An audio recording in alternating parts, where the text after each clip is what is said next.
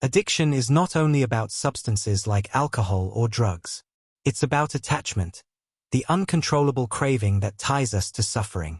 More than 2,500 years ago, Gautama Buddha spoke about this very human struggle. His teachings didn't just apply to monks in forests, but to every man and woman trying to break free from their inner chains.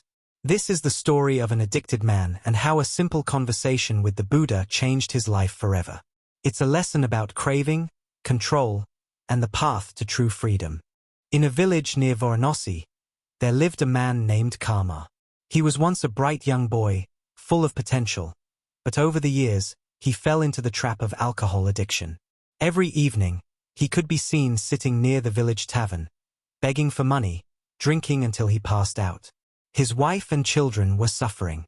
His body was weakening. Yet he couldn't stop. The craving ruled him like a cruel master. "Just one more drink," he would say. "Tomorrow I will quit." But tomorrow never came. One day, the villagers were excited.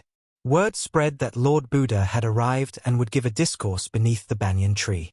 People came from nearby towns to listen. Karma's wife, tired of her husband's drinking, begged him, "Please come and listen to the Buddha. Maybe he can help you. If not for me, come for our children." Reluctantly, and half-drunk, Karma agreed. He stumbled toward the crowd and stood at the back. Buddha was speaking about suffering, its cause, and its cure. His voice was calm, and his words pierced hearts. "Desire is the root of suffering," Buddha said. "A man controlled by craving is like a leaf blown by the wind, never still, never free." Karma's ears perked up. For the first time, he felt those words were meant for him. After the talk, people lined up to offer flowers and ask questions. Karma, too, slowly stepped forward. Falling to his knees, he said, "Lord, I am a drunkard. I've wasted my life. I try to stop, but I always fail. I feel like a prisoner inside my own body. Is there hope for someone like me?" Buddha looked into Karma's eyes, not with judgment, but deep compassion. Then he asked softly, "Tell me, Karma, is the alcohol more powerful than you? Or have you simply forgotten your own strength?" Karma was silent. Buddha continued, "The drink does not chase you. It waits. You go to it. That means the power is still in your hands. You are not weak. You are simply asleep." Buddha then told a short parable. Imagine a man walking through a forest. He sees honey dripping from a branch. Greedy for sweetness, he climbs the tree and forgets the lions circling below. He becomes trapped between danger above and death below, clinging only to that little taste. This, Karma, is the life of an addicted man. For a moment of pleasure, he risks everything: peace, family, even life. Tears rolled down Karma's face. "But what do I do, Master? My hands tremble when I try to stop. My mind screams." Buddha smiled gently and said, "Start with awareness. Every time you feel the craving, pause. Watch the feeling like a storm passing. Don't fight it. Don't feed it. Just witness it. The craving will rise, and then it will fall. If you can observe it without acting, even for a minute, you are free for that minute. And if you can do that once, you can do it twice. And slowly, you become the master again." Karma bowed deeply.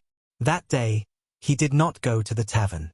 The craving came, strong and loud, but he remembered Buddha's words. He sat beneath a tree, closed his eyes, and watched his breath. The mind screamed, but he didn't move. It felt like fire. But after some time, the storm passed. For the first time in years, Karma slept without drinking. Days turned to weeks. He stumbled. He fell. But every time, he remembered, "I am not the craving. I am the watcher of it." Eventually, the grip of addiction loosened. Karma became a new man, humble, peaceful, grateful. He even began teaching other addicts in the village how to meditate, how to observe their thoughts, how to take back control. Years later, Karma met Buddha again and said, "Master, I am no longer a slave. How can I thank you?" Buddha simply replied, "By helping others see that true freedom is not the absence of craving, but the presence of awareness. You are already doing that. Addiction comes in many forms, not just alcohol or drugs, but also addiction to food, technology, gambling, even approval and anger. Buddha taught that every craving is a fire, and every time we feed it, it burns us a little more. But when we learn to observe without reacting, the fire begins to cool. The journey is not easy, but it is possible, for anyone, at any time. You don't need to be perfect. You only need to be aware. If this story touched your heart, share it with someone who might need it. Remember, like karma, we all have the power to rise. No matter how deep the darkness, even the smallest light can shine through. Subscribe to Monk Story Sanctuary for more life-changing stories from Buddha, ancient wisdom, and spiritual lessons to transform your life. Hit the bell icon so you never miss a story that could change your path.